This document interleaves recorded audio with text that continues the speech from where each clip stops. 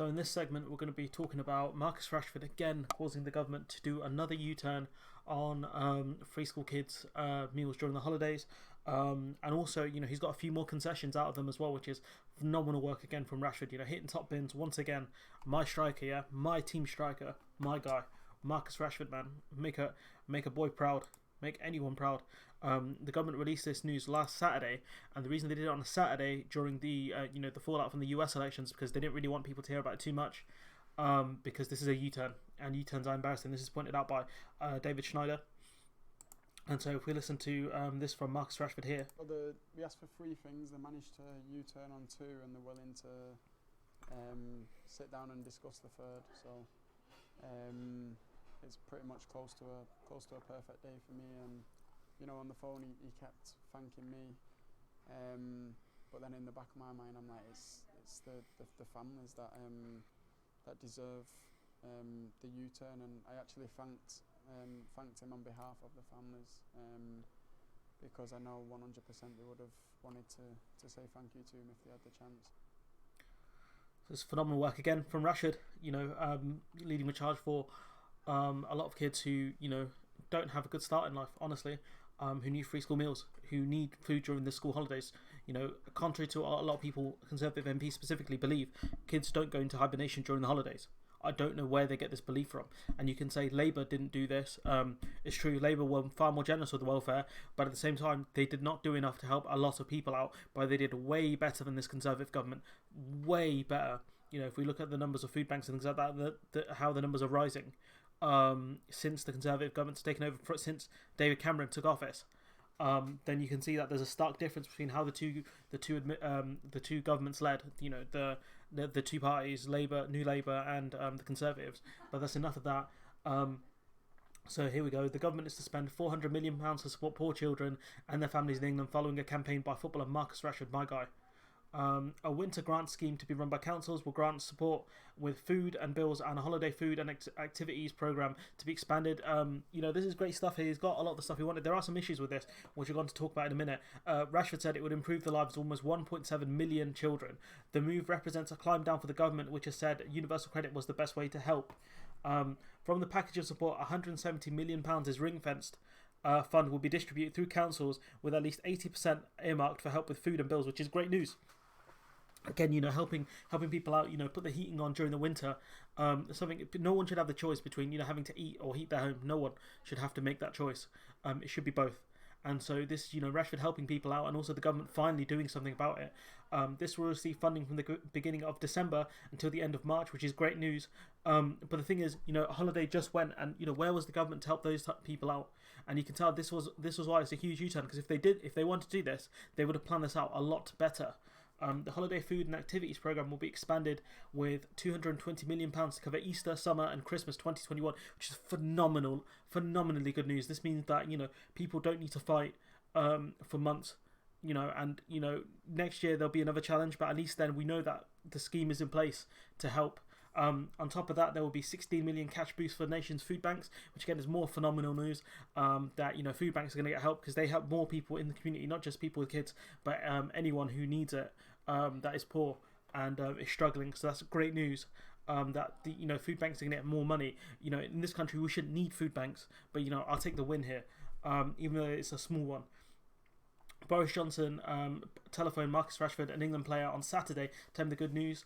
Rashford was playing football at the time, for Man United. Speaking after he took the 3-1 Premier League win against Everton, Rashford said, "Following the game today, I had a good conversation with the Prime Minister to better understand the proposed plan, and I very much welcome the steps that have been taken to combat child poverty in the UK." Rashford said he remained concerned about the children who would miss out because their family's income wasn't quite low enough. So that means that the people who are just above that threshold for free school meals, but are still struggling, won't receive help because they're just above the threshold. And so more needs to be done to actually look at the poverty levels, and also the income scales, to see who how much more help do people need.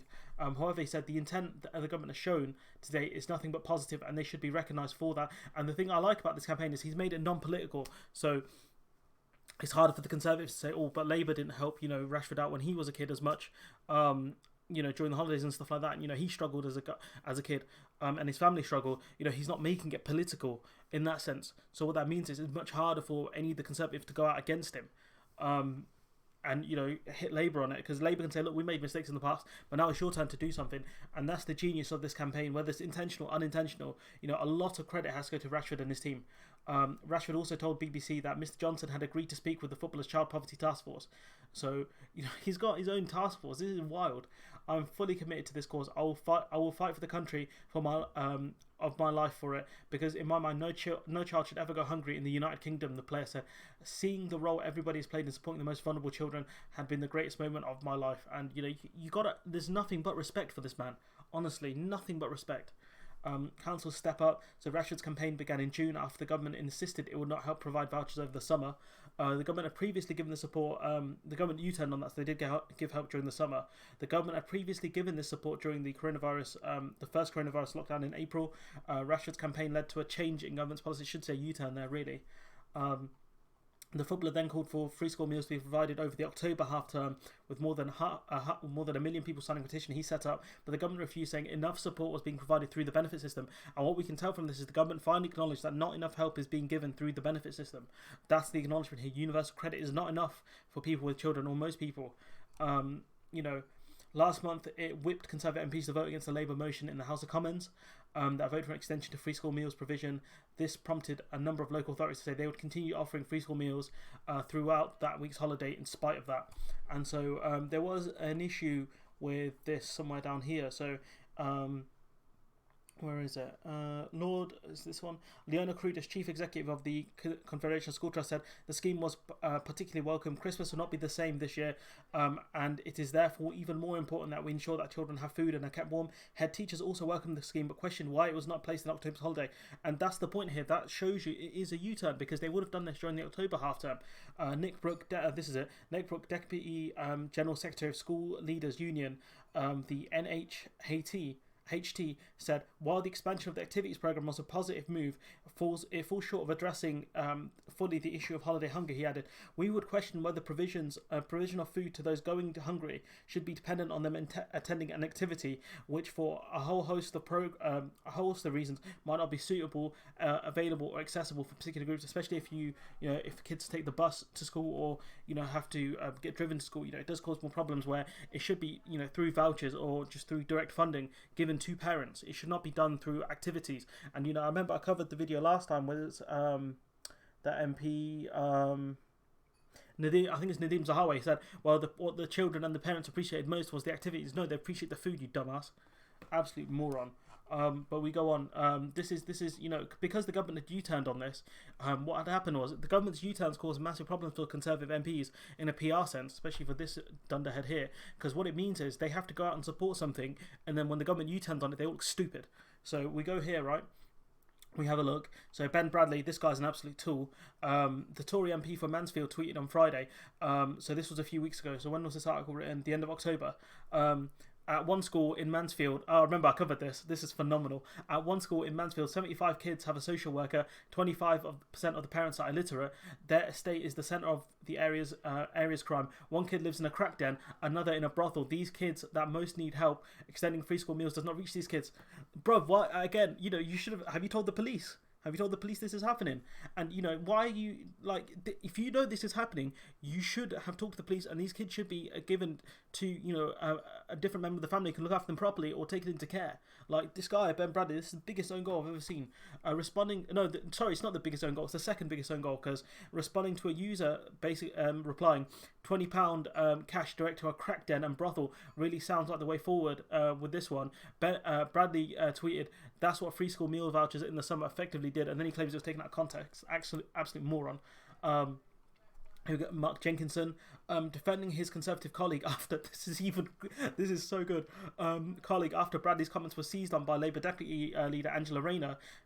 This guy Mark Jenkinson said, "I know my constituency that a tiny minority, as it might be, food parcels are sold or traded for drugs." He added, and that it's parcels, not vouchers, which have greater monetary value. As I said, a relatively minuscule number, but we can't pretend it doesn't happen. Pretending to score political points helps no one. And so this guy, it means that he's either participated in this activity of trading food parcels for drugs.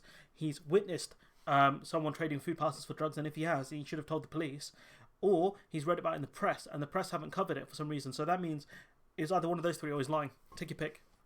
Paul Holmes, let's see, what did this guy say?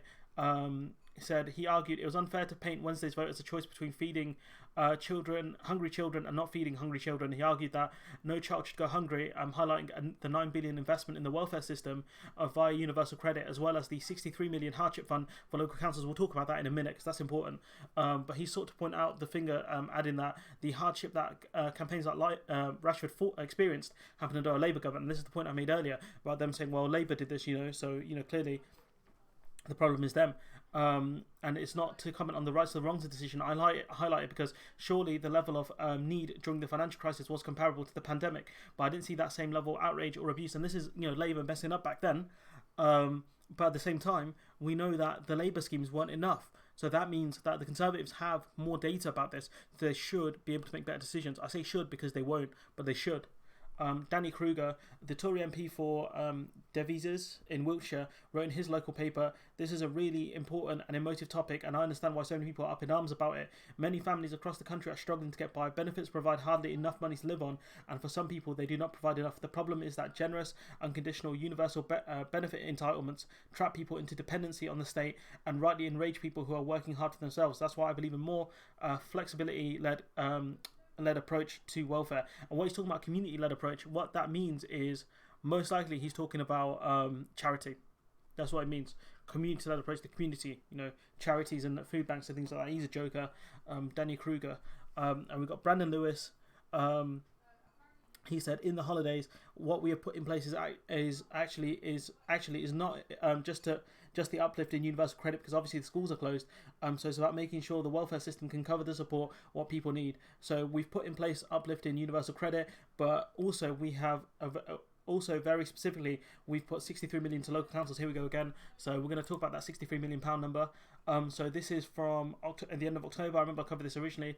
Councils say the 63 million pound hardship funding from the government has already been spent. So even councils have said the money they received from central government is not enough to cover the costs. So hardship funding allocated by the government to local authorities has been spent. Councils have said with town halls having to pay for holidays, free school meals out of their own stressed budgets, with councils across Europe opting to fund meals over half-term and the Christmas holiday.